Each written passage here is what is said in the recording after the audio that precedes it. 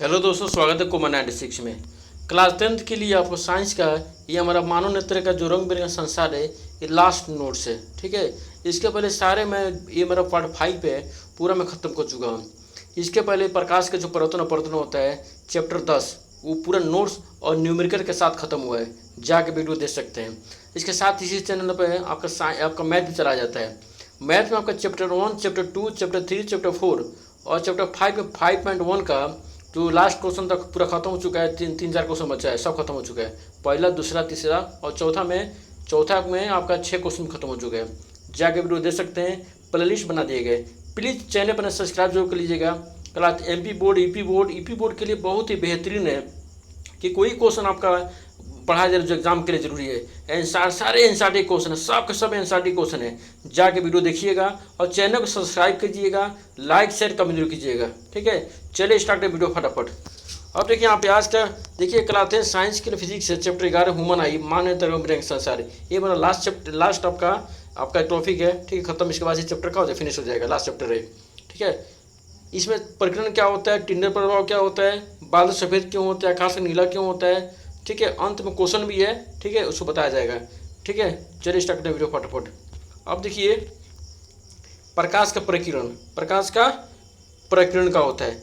एक और चीज़ है, जब सूर्य का प्रकाश एक प्रकाश से जब सूर्य का प्रकाश एक प्रकाश के माध्यम से दूसरे प्रकाश से प्रवेश करता है तो अत्यंत का सूक्ष्म कण होते हैं, जिससे प्रकाश का होता है धूल कण होता है। जिस प्रकाश का सभी दिशाओं का होता है, विभक्त हो जाता है, यानी बढ़ जाता है। इसको बोलते हैं प्रकाश का प्रकीर्णन। ठीक है, इसको बोलते हैं प्रकाश का प्रकीर्णन होता है। ठीक है, जब प्रकाश किरण एक प्रकाश से माध्यम दूसरे प्रकाश से प्रवेश करता है तो आकाश जो वायुमंडल होते हैं दूसरे वायुमंडल में प्रवेश करता है, उसमें क्या होता है, सुनिए गौर। जब प्रकाश किरण एक प्रकाश या माध्यम दूसरे प्रकाशीय माध्यम में प्रवेश करता है, उस प्रकाशीय माध्यम में सूक्ष्म कण धूल कण होते हैं, जिससे प्रकाश सभी दिशाओं का होता है, विभक्त हो जाता है। ठीक है, अब देखिए टिंडर प्रभाव क्या होता है, प्रकाश प्रकीर्णन क्या होता है। जब कोई प्रकाश किरण एक पुंज वायुमंडल के महीन कणों जैसे धुआं, जल की सूक्ष्म बूंदें, धूल के निलंबित कण तथा वायु के अणु से टकराता है तो उस किरण पुंज मार्ग दिखाई देने लगता है। कोलाइडी कोणों द्वारा प्रकाश प्रकीर्णन की प्रघटना टिंडर प्रभाव उत्पन्न करती है। यहाँ से हेडिंग कर लीजिएगा, कोलाइडी कोणों के द्वारा प्रकाश के प्रकीर्णन की प्रघटना टिंडर प्रभाव कहलाती है। ठीक है, इसी को बोलते हैं टिंडर प्रभाव। जो प्रकीर्णन होता है उसको बोलते हैं टिंडर प्रभाव बोलते हैं। एग्जाम्पल देखिए, जब धुएं से भरे किसी कमरे में किसी सूक्ष्म छिद्र से कोई पतला प्रकाश किरण पुंज प्रवेश करता है तो हम टिंडर प्रभाव को देख सकते हैं। जब किसी घने जंगल के विमान से सूर्य का प्रकाश गुजरता है तो भी हम टिंडर प्रभाव देख सकते हैं। टिंडर प्रभाव होता क्या है, जैसे घना को मतलब एक तरह समझिए कि रंग समझिए। जब प्रकाश का प्रकीर्णन होता है तभी तो रंग होता है भाई। जब लाल का प्रकीर्णन कम होता है, इसीलिए सूर्य उगते समय क्या होता है, लालमा दिखाई देता है। प्रकाश जिसका प्रकीर्णन सबसे कम होता है वो ज़्यादा दिखाई देगा, और जिसका प्रकीर्णन ज़्यादा होगा नहीं दिखाई देगा। जैसे खलते से कैसा लाल होता है ना, क्योंकि उसका प्रकीर्णन क्या होता है, सबसे कम होता है, इसलिए हमको क्या होता है, दूर से भी दिखाई दे देता है लाल सिग्नल। ठीक है, इसका मतलब ये हुआ। अब देखिए, जब देखिए आर्लाइट के नियम के अनुसार प्रकीर्णन प्रोपोर्शनल टू 1/λ4 का होता है। लैम्डा को बोलते हैं प्रकाश किरण की तरंगदैर्घ्य है। प्रकाश किरण तरंगदैर्घ्य कैसे दर्शाते हैं, लैम्डा कैसे दर्शाते हैं, लैम्डा से। अब देखिए, प्रकृति प्रकाश का वर्णन प्रकीर्णन न करने वाले कणों का आकार पर किस पर निर्भर करता है, आकार पर निर्भर करता है। अत्यंत सूक्ष्म कण मुख्य रूप से नीले प्रकाश को प्रकीर्णन करते हैं। जो अत्यंत सूक्ष्म कण होते हैं क्या करते, नीले प्रकाश क्या करते हैं, उसको प्रकीर्णन करते हैं। ध्यान रखिएगा, अत्यंत सूक्ष्म कण नीले प्रकाश को पूछता है एग्जाम में। अत्यंत सूक्ष्म कण नीले प्रकाश क्या करते हैं, प्रकीर्णन करते हैं। बड़े आकार के कण अधिक तरंगदैर्घ्य के प्रकाश को प्रकीर्णन करते हैं। भाई अधिक तरंगदैर्घ्य किसका होता है, लाल रंग तरंगदैर्घ्य का होता है, ज़्यादा होता है। बैंगनी तरंगदैर्घ्य का होता है, कम होता है। ठीक है, इसे लाल सिग्नल का होता है, सिग्नल में लाल दिखाई देता है।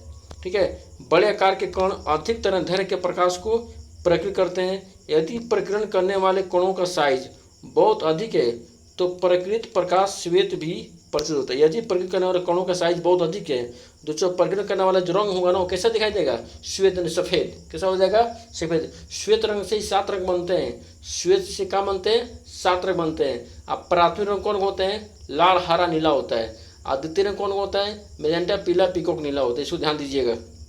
ठीक है, अब देखिए कुछ क्वेश्चन है आपका, ये खत्म हो गया।